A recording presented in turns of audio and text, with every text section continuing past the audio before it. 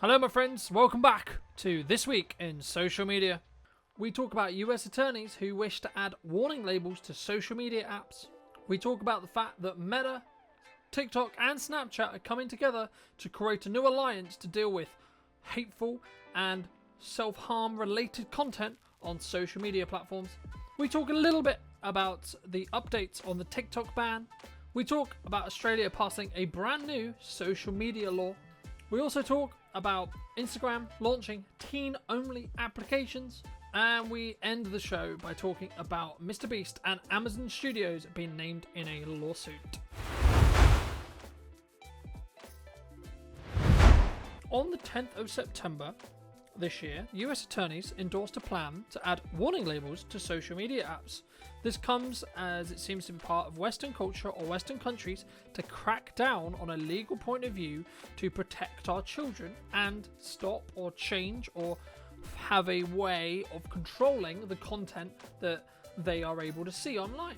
Quote, today, over 40 state attorneys general have called for Congress to impose safety labels on social media platforms, which have included warnings for potential risks to children. End quote. Philip Cadgett and Murphy reported in the Times this week that, quote, the mental health crisis among young people is an emergency, and social media needs to engage in important contributions.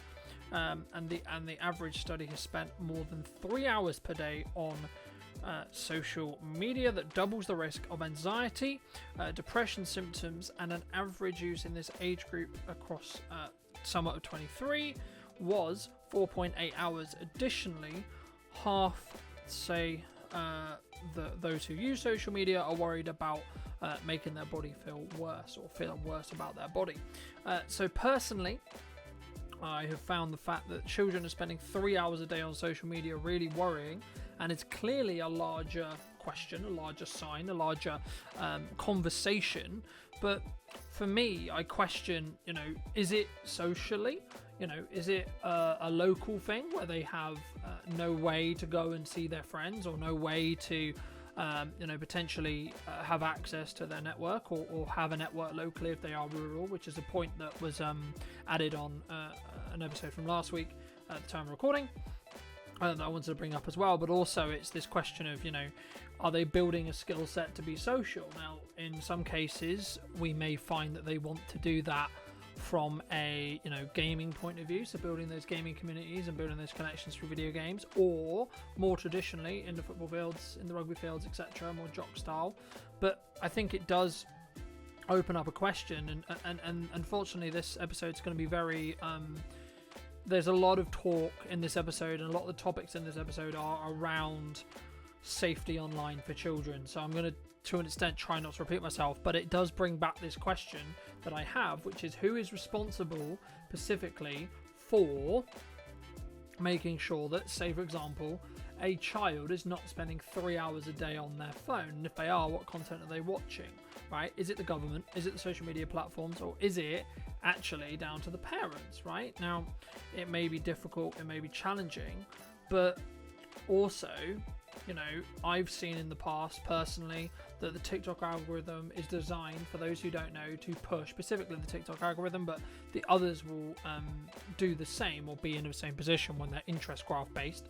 They will push whatever is being watched. So say for example, you have a loop where a user, this user could be a child, could be an adult, could be an adolescent, but it's worse obviously if it's a child, where they're in a situation where as they watch more kind of quote-unquote depressing content, or content that could send them on a more depressive spiral, they are going to get fed more of that content by TikTok, right? Because that's the way the algorithm is designed. It's designed to feed the user more content that they're going to enjoy, but the same works the other way when you break the algorithm the other way.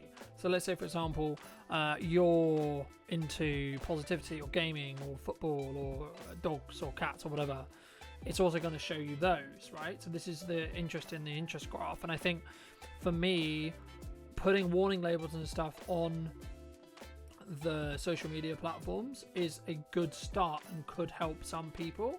and could make parents slightly more aware of some of the risks. But I think for me, I know it's hard to say, but I think personally for me, it's how do you allow, or do you allow your child to be on social media for that length of time, right? How are they spending their time? And again, it comes back to that question of who's responsible for how a child spends their time. Personally, I think that a parent should have a level of insight into what their child is doing on their phone.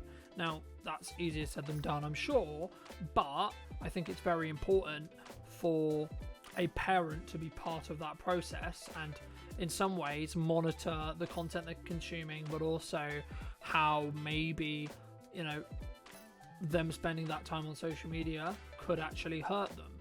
Could they spend that time researching stuff or building a skill set or etc. And is it your job as a parent to help nurture or help push them in that direction, I guess, is the question that comes. And I would pose you, those who are listening to this, to think about that and consider that as well. And I think it's difficult, but there is some evidence, moving back slightly to my notes, that says evidence from tobacco studies show that the warning labels can increase awareness and changes of behaviour. When asked if a warning from the gentleman who we just referred to would prompt or limit or monitor their child's social media use, 76% on a recent study of Latino parents said yes. Right now, there has also been reports questioning, well, what would that work on social media, right? As we don't necessarily look at usage agreements, we don't necessarily, we just agree to terms and conditions so we can use these apps, etc. It's the same conversation where if you have a warning, is it a kind of get out of jail free card for your TikToks, for your Metas, for your Snapchats, etc.? Or would the warning labels actually help, which it kind of implies it would here, would it actually help parents from being more aware of what's going on social media? But again, for me, I personally think, and I hate pointing fingers at people or sharing it, but this is my view, I think you as a parent, regardless how hard it is, you need to be investing and putting money and time and energy and resources into, potentially, maybe not money necessarily, but definitely time and energy into looking at what your kid is doing on social media, because it's really, really important. And it's difficult to balance everything, sure, and that's really difficult to say, but I think for me, that's how you can combat something like this, etc. Because I guess you could make the argument to say, well, if it's an attention thing, and do you go after the accounts that are making it or making this kind of content? That is an approach, sure, and that kind of comes back to that. But then you can make a counter argument and say, well, is it related to the government? Do we need to legislate against what kind of content can and can't be created? Where's the line, etc.? Those kind of things. And I think for me, there's no easy answer here. The proposal will go to Congress for further action, but if and when we hear more, I'll be sure to share more on this. But I've shared a little bit of my opinion. I would love to hear what you think down below. And that's going to end the first story. But we're now going to move on to, in kind of links news to an extent, Meta, Snapchat and TikTok have teamed up to help remove suicide and self-harm related content. The plan is under the name Thrive and will be overseen by the Mental Health Coalition. As Meta claimed, through Thrive, participating tech companies will be able to share signals about violent suicide or self-harm content, also so that other companies can take action if there's the same or similar content has been shared on their platforms. Meta is providing technical infrastructure that underpins Thrive. The same technology will be provided to other areas to basically showcase and help firstly find this content, and then secondly find ways to remove it and I guess limit it, right? Allowing the removal of this content faster and be able to build a larger database of what kind of content is created that could lead to self-harm or suicide. With the research I've done on this, and some reports have said, with suicide now the second most common cause of death among young American youth in this case. I think, again, it comes back to this whose responsibility, and I think, to be completely honest, I think the government needs to do better. I think the platforms need to do better, and the parents of these of the children or children in general should, in theory, do better as well.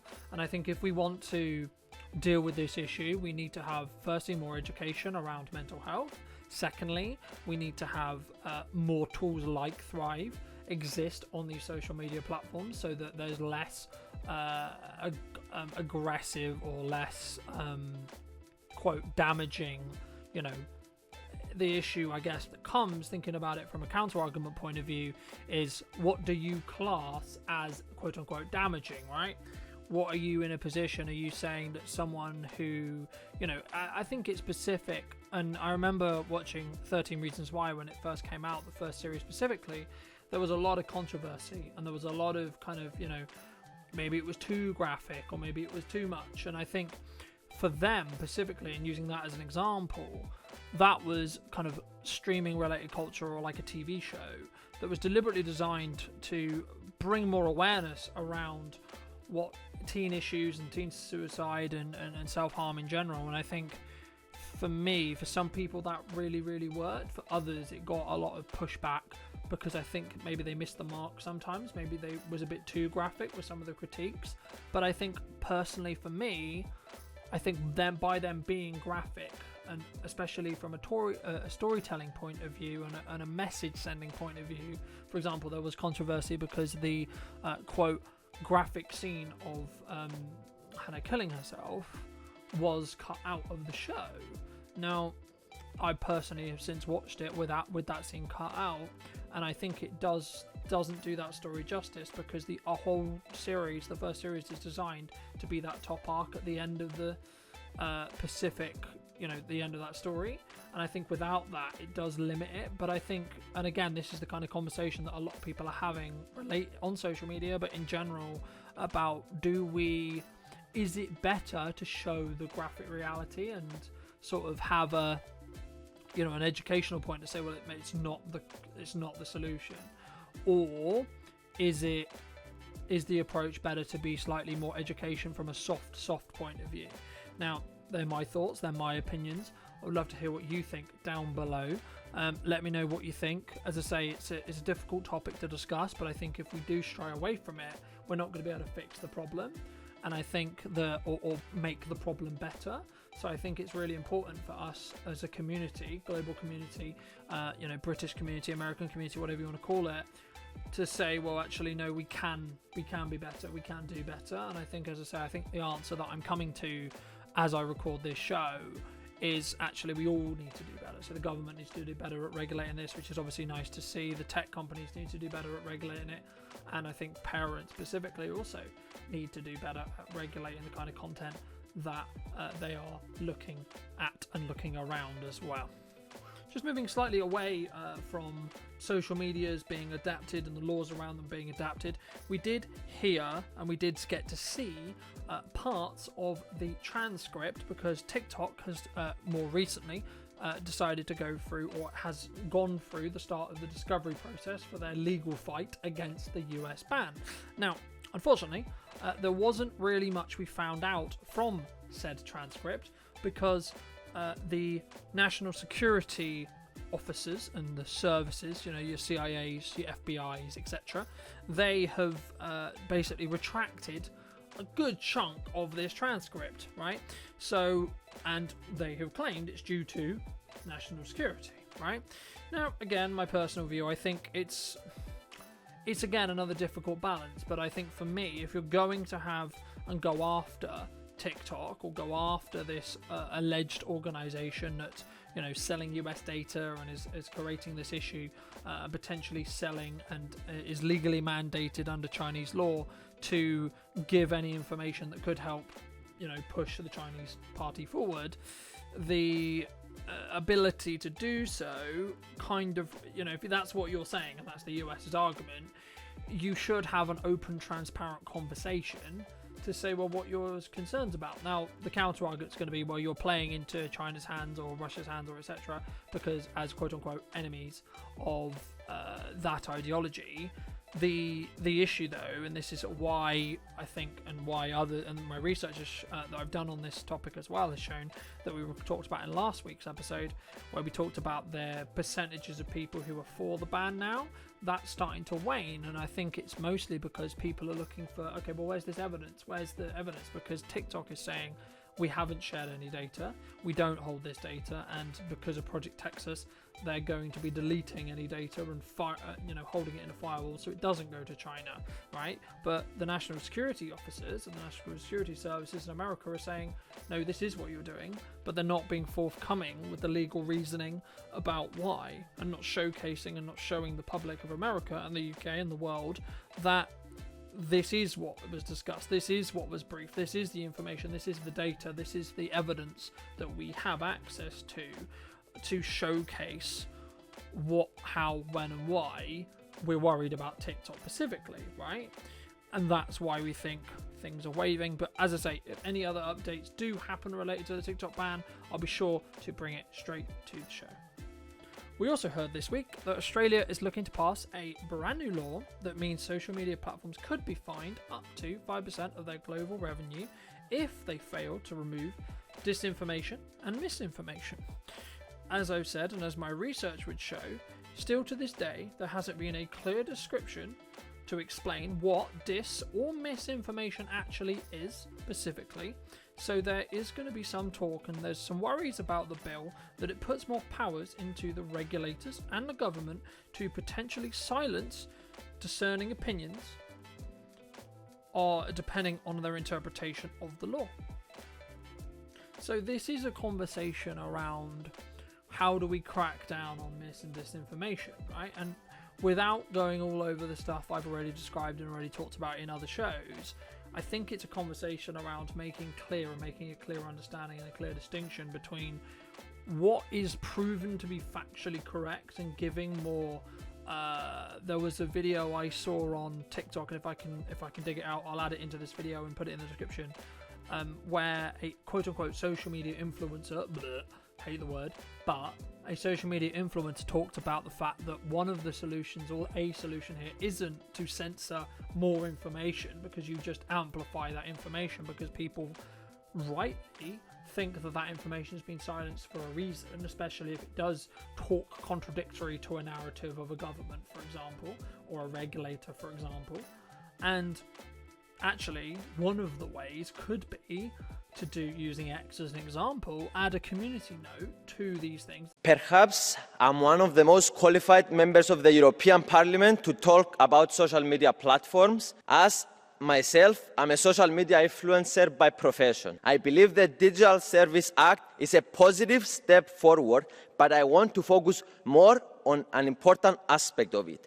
I strongly believe the way to fight hate speech and disinformation is definitely not censorship. Instead, I will propose that we encourage the platforms to create organic fact-checking systems to inform their users about the validity of the information they receive. A good example of this is community notes of Twitter, which allows its users to highlight information when they believe that is factually incorrect. Now, in an era of artificial intelligence, more than ever, we need to focus on what is actually true, not by censoring, but just by letting people know the facts and freely decide. To say, actually, no, this is not factually correct. And for me, as someone who looks on the internet quite a lot for information, for me it comes back to, do you trust the source?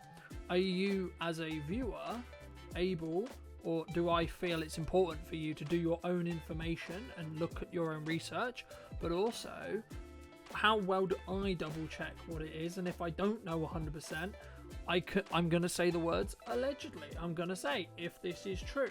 And I think that's how we open up the dialogue, to say, well, this is a worrying piece of information. I haven't been able to externally verify whether it's true or not, but if it is true, this would be a reaction. And I think for me, that's really important, because if we go down this road of going after people who are allegedly spreading misinformation or allegedly spreading disinformation, we could be in a position where, by having a narrative view that doesn't necessarily agree or synergize with a government, right?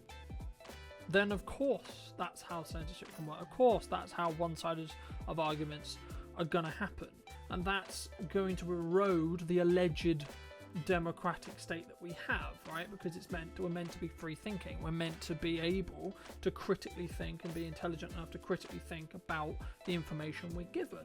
Can we do that if every narrative or another narrative that's not overly accepted or not popular or not politically correct is just struck off or taken off by a platform because it's worried that it's going to have 5% of its revenue just find 5% of its global revenue, which for these social media companies is obviously going to be a huge number and will hurt their bottom line.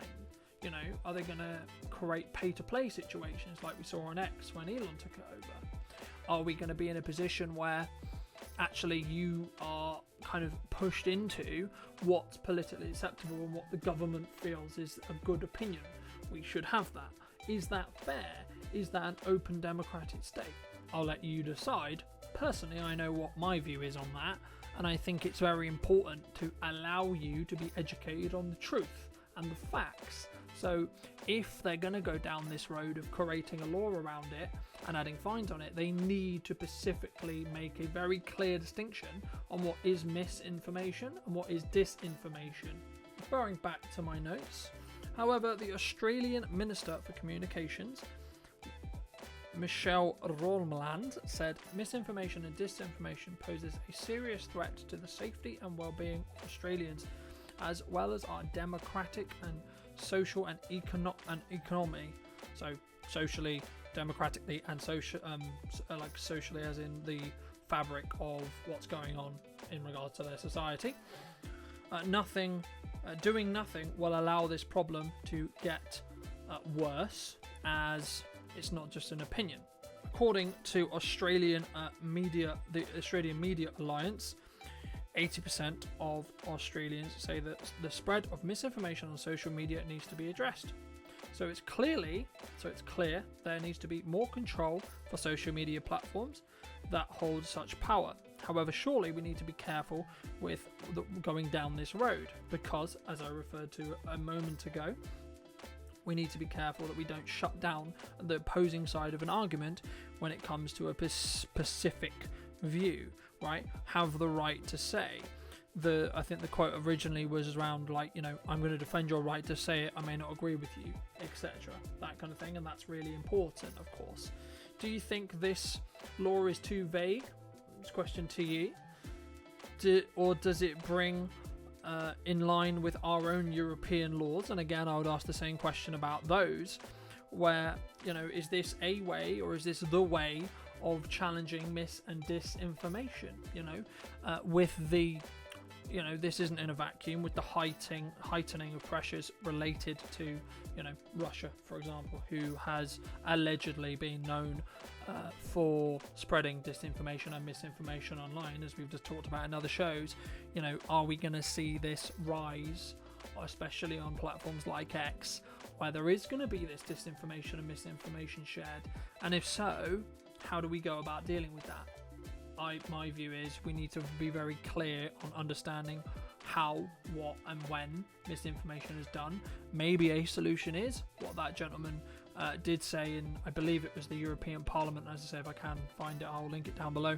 That said, adding community notes, adding other context, adding when specifically this video that we're seeing resurface on social media was actually sourced and what it was potentially about, if the main poster is trying to mislead by posting it. I think giving people more information is always going to be helpful and always going to allow things to be more fact-checked and safer, and not go into or not move into our kind of unconscious bias that we have. But that's my thoughts. I would love to hear yours down below. We heard from Adam again, the CEO of Instagram, this week, as he's relaunching the teen apps that got a lot of traction from the mainstream media. As I said, a lot of this episode is going to be largely around the push to keep children safe online. And I think out of everything that we've discussed related to that, I think this specifically goes a lot closer to actually doing that, and I really applaud Instagram for this decision as well. So Instagram is looking to boost privacy, parental control, and parental controls on teen accounts, and has completely decided to overhaul the accounts related to teens. Quote, will have built-in, promoting more built-in protections for young people and added controls for parents, the BBC reported. Some settings will be added by default on and can only be turned off if a parent or guardian is attached to the account and they do it. So some of these are, for example, the teenagers' account's content can only be cannot be seen by those who do not follow the account, and as well as we've seen by private accounts, they as well have to make an active effort to accept new followers. So how this works on private accounts on Instagram is you can have a private account and you can follow me as a public account as a company, which is what Private Media is, and then that's cool. You can see my content, right? Great. You don't have to follow me. You can see that content because it's public content. But if you're a private account and I follow you back, you have to accept that follow, right? So I can't see any of your content. I can't see any of your posts. I can't see any of your stories. And obviously you can decline my follow request. So you can say, no, I don't want you to see my content. No, I don't want you to be able to interact with me, and even probably message me as well. I imagine it's not 100% documented here, but I imagine it will also cut down the people who can message those teen accounts or those private accounts as well. Adam also shared the fact that parents will be able to set a max number of minutes, hours, per day that the account can actually use Instagram, and I imagine this will also be rolled out across Facebook as well, but specifically looking at Instagram, as well as levels of controls in regards to the topics that they can or can't see, specifically regarding their content, so the kind of content they'll be served as well. So it really is about creating, to an extent, a bubble, a protective bubble, or a critiqued version or a different version. It's a very similar way to YouTube Kids. The specific videos, you can't see that, and whenever you upload a YouTube video, you have to say, is this video for children or not? And what happens there is it changes the metrics, and it changes the the pressure on, number one, whether you can get monetized or not, whether it's demonetized or not, or whether it's age gated or not. But also, if you click yes in that box on YouTube, it will then show in the kids app. If you click no, it won't. It will be across the whole website. So these are some things, or some ways that I think is really important. But this is a really great, in my view at least, a really great choice from Instagram. Also reported the BBC this week. Social media companies are under pressure worldwide to make their platforms safer, with concerns there's not enough being done to shield our young people from harmful content, end quote. Meta said when talking in the BBC report, quote, it says that there is better support for parents to give them peace of mind for their teens and their safety in the right protections in place. There are some reports that Meta have claimed they can build the tools, but parents potentially are not using them. And also questions have been going around about what about if a child, quote, is lying about their age, end quote.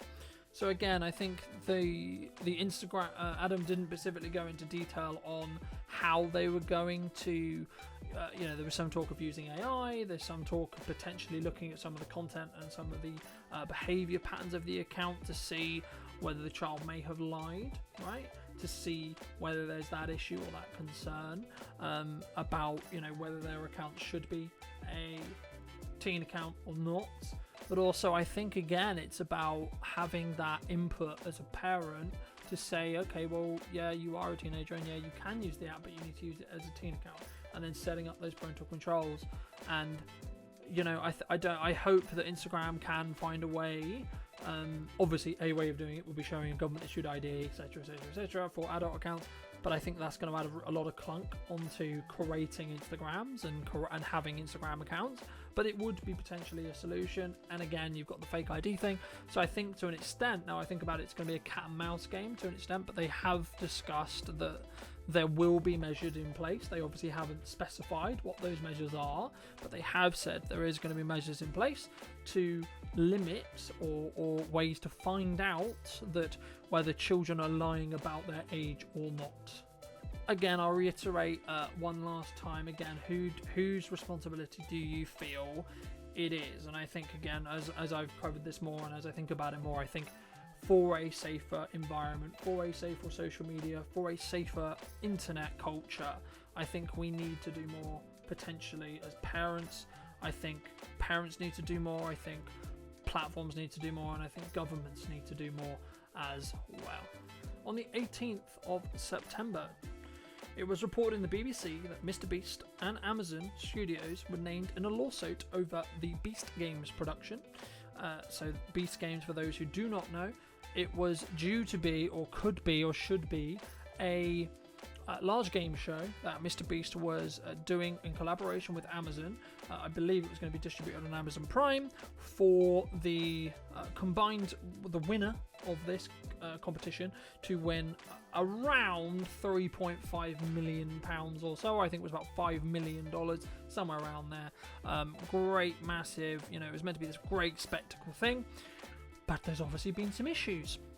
As the BBC reported about the lawsuit, the 54-page document also details an alleged unsafe environment that contains penned into small areas, dangerous sets, insignificant background checks allowing convicted criminals to partake, and some claims where physical injury and access to non-essential medical care was given, with also talk of cultures of misogyny.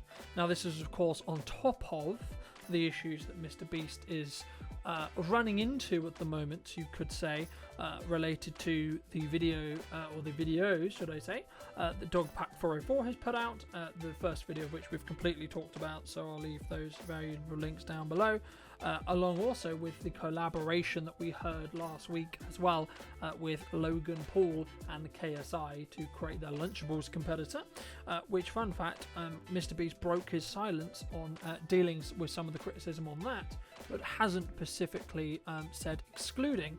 They are going to hire a third party to do an investigation on the Ava Chris Tyson situation, and also some other unappropriate behaviour within the company, all of which I'll be talking about in a little bit more detail in coming weeks as I cover as and when those stories come up within the show. But moving back to this lawsuit specifically, there was also, quote, creation of a hostile environment where where there was encouragement or a reality where sexual harassment was potentially taking place, and also claims that they are seeking thousands of dollars for everyone who took part as unpaid wages. It was something along the lines of the fact that because of the state they're in, even if they're voluntary competitors, they could be classed and are classed as employees, which means they have different benefits and obviously would required to be paid for their time and their energy from, like any production, like any job, right? Taking part in the production means you get paid for that. So there are things to there are things to think about. I did watch a video this week from another creator that again will be linked down below, that did highlight and point out that it's very likely that this is going to be one of those lawsuits that we hear about and then disappears, because I don't believe, and I agree with him in the respect, I don't believe that Mr. Beast or Amazon specifically are going to want this to drag on, number one. Number two, definitely not go to public or court discovery process where transcripts can be made public and the whole process will be made public, because this is the whole issue. There's a public PR nightmare happening for Mr. Beast right now because of all the allegations related to some of which was discussed in Dog Pack 404's videos, but also these alleged around Beast Games. It all seem to have broke all around the same time, and it's very likely that it will be settled out of court and in the likelihood that those people who are affected in this lawsuit do get paid off, they will